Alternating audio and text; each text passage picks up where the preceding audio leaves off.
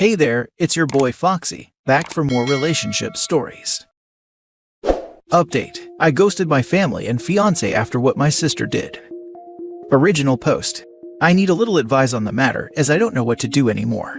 I was 21 when my fiancé asked me to marry him. He was the absolute light of my life. We had known each other since preschool and our families are very close.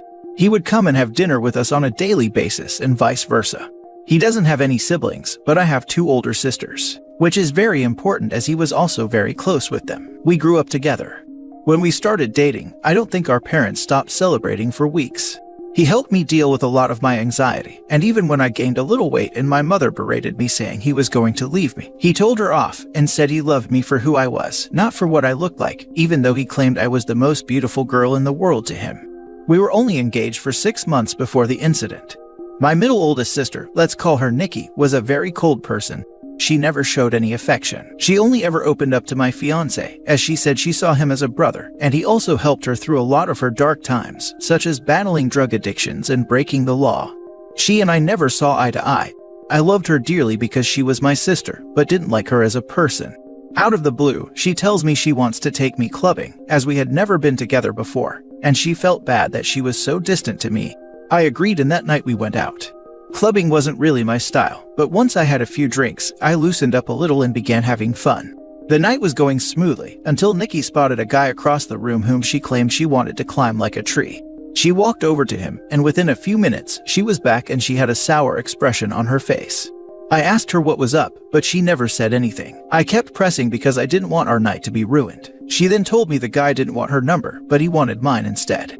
I told her he was a loser and that there were plenty of guys around who would do anything to be with a girl like her. She didn't budge though. She told me she needed to use the restroom and then we would leave. I waited for another hour. During this time, I was sipping on a lot of different cocktails. I then started feeling really dizzy and lightheaded. I figured I'd just cab it home, as I was certain Nikki had left. On the way out though, I bumped into a friend of Nikki's whom she had briefly dated. He asked me if I needed a hand to my car, and I explained I was getting a cab. He said he was getting ready to leave and we could share one. I told him okay, and we walked out of the club together and into the first cab we saw. I tried to find my phone in my purse, but I felt myself getting dizzier and dizzier. I don't remember what happened next as I blacked out, and the next morning I woke up on a hard sofa with my head pounding. When I came to, I realized I was in Nikki's friend's house, and my phone was sitting on the glass table in front of me, but it was flat. When he noticed I was awake, he offered some tablets and water and explained that I had passed out in the cab and he didn't remember my parents' address, so he just picked me up and took me back here where he laid me on the sofa. I told him I needed to go home as my fiancé would be worried. He called a cab and I left. And when I arrived at my parents' house, my mother, father, Nikki, my fiancé, and his parents were all standing in the living room. I thought they were worried about me, but the instant I opened my mouth, my fiancé asked, how could I do this to him?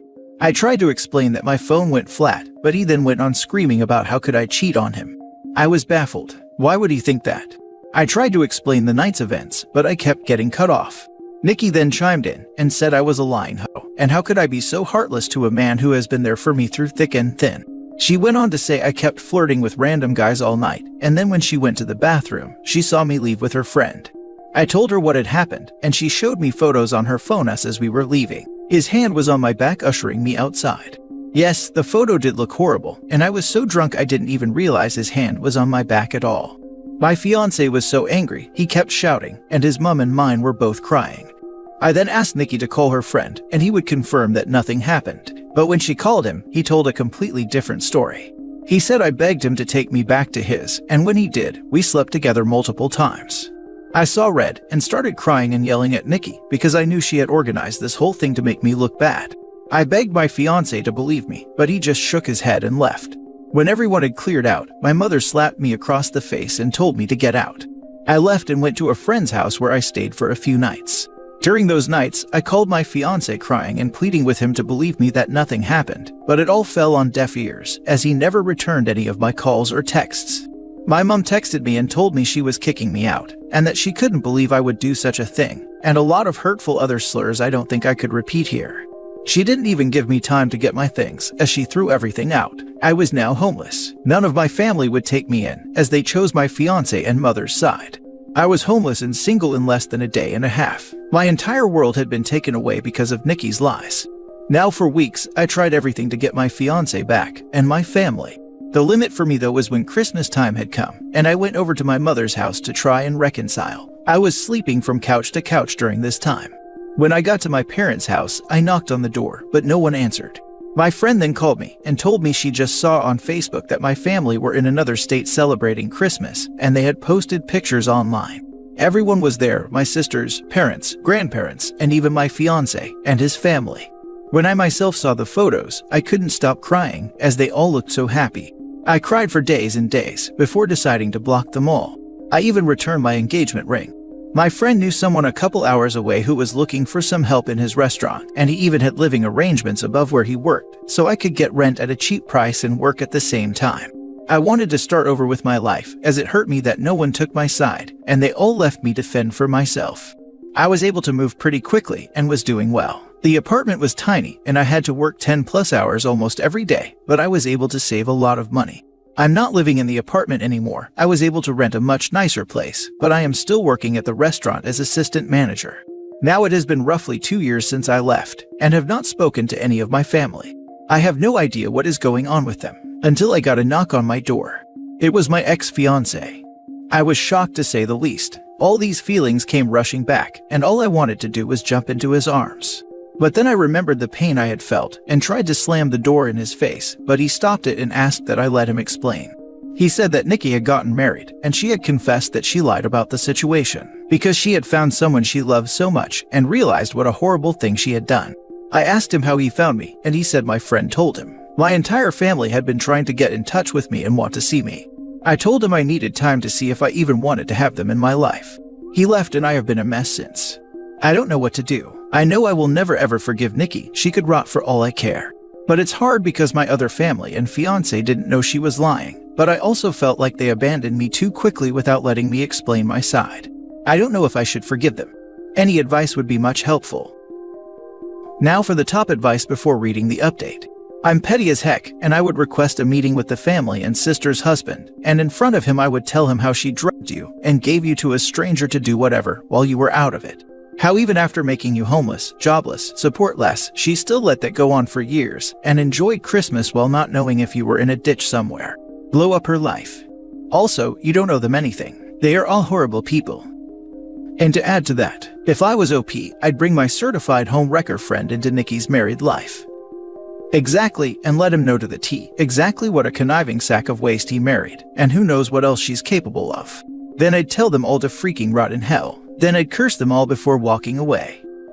Frankly, I do not think I could forgive your ex-fiancé or your family for abandoning you so quickly based on an incident that didn't even occur.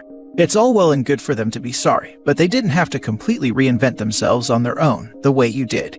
I wouldn't be quick to forgive or to forget. I'd like to add that the ex-fiancé could have considered that she was taken advantage of and violated when she was drunk or drugged, and had no consideration as to whether she was forced upon. Didn't ask if they should go to the hospital to get a kit done, along with preventative care for STDs or get tested. I understand emotions can run high, but I bet he knew what kind of person the sister was if he literally helped her through an addiction and other issues. For clarity, being addicted isn't the problem, but the person that her sister is. There's no way he's not familiar with the type of person she was and what type of friends she might have. He deserves 0 second chances. Edit, I only mentioned her fiancé, but all of this applies to her family as well. Now for the update. Wow guys, I don't even know where to begin. I am honestly so grateful for all the support, advice, beautiful messages you guys sent me. I wish I could personally thank each and every one of you, and I did try my best to reply to every message. You guys are honestly so amazing, and I cried reading all the comments. My heart has never been so touched with the amount of love and support I got on this post, and I am so sorry if it took too long to post an update. I was honestly in so much shock I didn't know how to cope with it. So, I never got back to my ex. I didn't know what to do, but eventually he must have given my phone number to my parents as they texted asking to meet up. I never replied and was planning on organizing a Zoom meeting, but didn't need to as they also showed up at my door. Well, my father did. When I answered the door and saw him standing there, I ended up throwing up, which he insisted on cleaning. When he was done, we sat down and I just bursted in tears. My emotions were all over the place, and my father has worn the same cologne for a really long time, so when I smelt it, it just brought back all these memories. He tried to hug me, but I pushed him away and asked what he was doing here. He went on to explain that he and my mother are getting a divorce. He said he begged my mother to get in touch with me the minute I left, but she refused and said I was acting like a baby, and that if I wanted to leave them after doing something so horrible, then I could do things on my own from then on. I asked him how long did it take them to notice I was gone. He said they arrived back home after New Year's Eve and were planning on inviting me over so we could talk. That's when they got in touch with my friend, and she told them I left and she didn't know where I was. I asked him why didn't he listen to my side of the story, and why did they throw me away so easily. He just started crying. He said he never meant for things to get so out of hand, and he wishes more than anything he could take it all back. I said, when they found out Nikki was taking substances and had dropped out of high school, they didn't throw her away. Instead, we all went on a holiday so she could focus on things besides being addicted, and during that trip, she got hooked on alcohol, and each time, they defended her over and over. He said he had no idea my mother was going to kick me out. He thought it was going to be for a few days, but then they decided last minute to spend Christmas out of state. My mother apparently promised him that I would be allowed back home after they got back. I said she threw away all my stuff, but he said everything was still there, and she lied about that. I asked him what has happened to Nikki, and he said she is dead to him. He wants nothing to do with her. But my mother has been crying to him, asking to forgive Nikki as she is not well, and they had already lost one daughter, they cannot lose two. He blocked my mother and Nikki and has been on my ex's case about finding me. My ex caved in when my dad said he blocked my mother and Nikki and told him where I lived. I asked that he never show up again unless I give him permission, and he agreed. He asked what would happen now, and I said I really don't know, and that he hurt me really bad. I then just went into detail about how much he hurt me and what it felt like seeing them so happy without me and how hard it has been. We were both crying by the end of it, but I was really glad I got it all out. It felt like a huge weight had been lifted off my shoulders. My dad then said he knew a few places around the area and would help get me a better apartment, and he said he would help me get a better job. But I told him I wouldn't be leaving this job as my boss helped me out so much and I wanted to repay him at all costs. I said I didn't want him to do anything for me, but I said I do want to reconcile, but it has to be on my own terms, and it is going to take a very, very long time to trust him again. And I may never trust him again. He said he would do anything to make up for what he did. I asked him why Nikki did this and if she said anything about it. Well, she said she thought my ex deserved better than me, and she wanted to see him happy because he was making too many sacrifices in the relationship. She loved him like a brother and wanted to break the engagement off. So that night, she asked her friend to come and escort me out of the club so she could get photos and to take me home so her plan could work. She said nothing intimate happened. I went to sleep on the sofa and that was it. He was up playing video games all night until I woke up, which he has proof of apparently. My dad was planning on getting my stuff from my mother's house and bringing it to me, but I told him I didn't want those things anymore. I then went to ask about Nikki's husband, and he said my mother has been hush-hush with the entire situation, but he had his number and wrote it down for me. After my dad left, I decided to call Nikki's husband. I was sweating the entire time and felt so sick. What if I could hear her in the background? Well, anyhow, when he picked up, I just spit everything out, which I deeply regret because I should have eased into it for him. He sounded really confused, and I explained the entire situation again. I even went into detail about her substance and alcohol problems. I was honestly expecting him to curse me out and defend Nikki.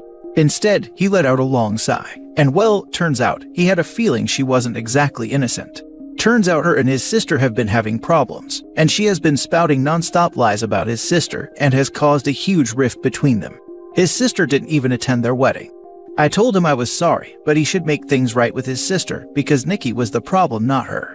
We spoke a little more and he hung up. I'm not entirely sure what he is going to do with that information. I hope he cuts his losses and leaves her because he sounded like a really nice person, and even he has lost his own sister because of Nikki. So I have decided to reconcile with my dad. My mother has always run the show their entire marriage, so the fact he is putting his foot down and divorcing her and going no contact with Nikki shows he is serious about wanting to make amends. I don't think I will ever reconcile with my mother, as she thinks Nikki is a victim too in all this, and at this point, I don't care to listen to her excuses. If she reaches out and we talk, I will update the post again. For my ex, I haven't had the time to meet with him and talk, though my dad mentioned he wanted to come with my dad, but he told him I would be too overwhelmed if both were there and seeing them separated will help make clear decisions. He also mentioned my ex was arrested for fighting Nikki's friend who lied about the entire situation. He was being charged, but the charges were dropped a few days later. I will update the post again when I have time to speak to my ex. So this means your sister literally drugged you just to break your relationship up. The way you were passing out at the club isn't normal. What about your other sister? It might be a lot of hoops to jump through, but I would seriously consider if any charges could be brought against your sister and her friend. They drugged you. They caused you extreme emotional turmoil. But I totally understand OP if you just want to wash your hands of them and not reopen old wounds. It's actually very karmic that you may have cost Nikki the relationship with the man she professes to love after she did the same to you. At least in your case, it was an act of charity. That poor guy definitely deserves better. Her sister torpedoed OP's relationship with lies. OP has hopefully torpedoed her sister's with the truth. Well, goddamn, this is a whole big kerfuffle. I definitely think the dad can be forgiven. As you said, he was bossed around a lot in his marriage, which would make him unable to bring you back unless your mum wanted that. He seems nice. Be slow with it though. The fiancé seems to have good intentions, even attacking the dude. However, the bridges have been burnt. If you really felt up to it or accepting, you probably could let him back, and it would work, but that's something you'd have to figure out if you were even able to do. They all believed Nikki too quickly, even though she had proof, and didn't let you explain your side at any point ever. Mom and Nikki can be out of the equation. Set up your life where you are. Dad can be forgiven, and so can your ex, if you actually feel up to it.